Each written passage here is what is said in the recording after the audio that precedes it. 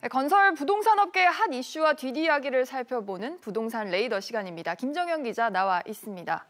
김 기자, 사실 코로나19 사태로 주식시장이 연일 폭등 아니면 폭락, 불안한 흐름을 보이고 있는데 건설의 대주주인 산업은행이 이런 장세 때문에 속을 좀 끓이고 있다고요? 네, 그렇습니다. 대우건설 기업 가치를 높여서 되팔겠다던 산업은행이 주가 급락이라는 악재를 만났는데요.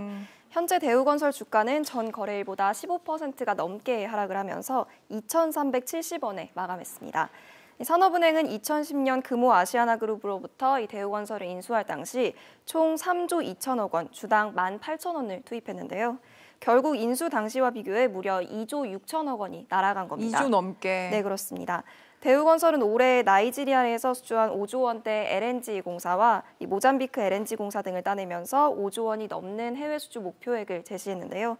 그런데 이제 코로나 사태에 유가가 폭락을 하면서 이들 사업이 영향을 받지 않을까 하는 우려가 나오고 있습니다. 결과적으로 산업은행이 매각 전담 자회사인 이 KDB 인베스트먼트 회사까지 세워가면서 매각을 추진했지만 현 상황으로는 단기간의 매각은 사실상 힘들어졌다는 게 중론입니다. 네, 그런데 불안한 주식시장 흐름에 영향받은 거 여기뿐만이 아닙니다. 호반건설은 상장, 현대산업개발은 아시아나항공 인수에 좀 빨간불이 켜졌다고요? 네, 그렇습니다. 우선 호반건설 상장은 내년 연기설이 나오고 있는데요. 2018년부터 상장을 준비해왔던 호반건설은 올해는 꼭 상장을 하겠다며 이 공모액을 최대 1조 원으로 상정을 하고 이 작업을 진행 중입니다. 하지만 주식시장 상황이 악화되면서 미래에셋대우, KB증권 등 IPO 주관사들의 상장에 대한 반응이 냉랭한 것으로 알려졌는데요.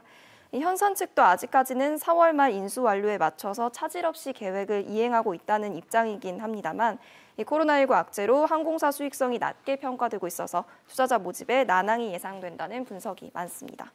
또 이런 소식도 있습니다. 현대건설과 현대엔지니어링, 힐스테이트라는 브랜드 사용을 놓고서 좀 거리두기 이야기가 나오고 있죠. 네, 그렇습니다. 현재 현대엔지니어링 측은 현대건설 측에 브랜드 사용료를 내고 힐스테이트를 사용하고 있는데요. 네. 그런데 현대건설이 힐스테이트 로고 밑에 이 현대건설 회사명을 쓰겠다고 하면서 현대엔지니어링과 차별화에 나선 게 아니냐는 지적이 제기되고 있습니다.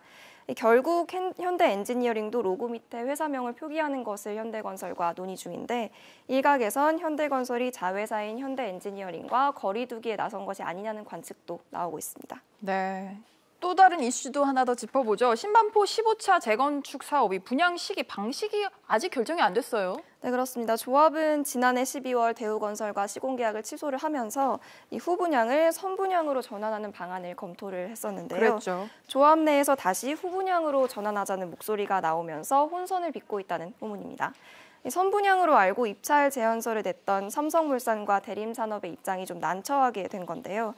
후분양으로 전환될 경우 이들 계획이 다시 원점으로 돌아가서 시공이 지연되고 최악의 경우 재입찰까지 이뤄질 수 있습니다. 호반건설은 일단 선분양과 후분양 모두 가능한 제안서를 내서 조합이 어떤 선택을 하더라도 문제가 없다는 입장입니다. 네, 김 기자 잘 들었습니다.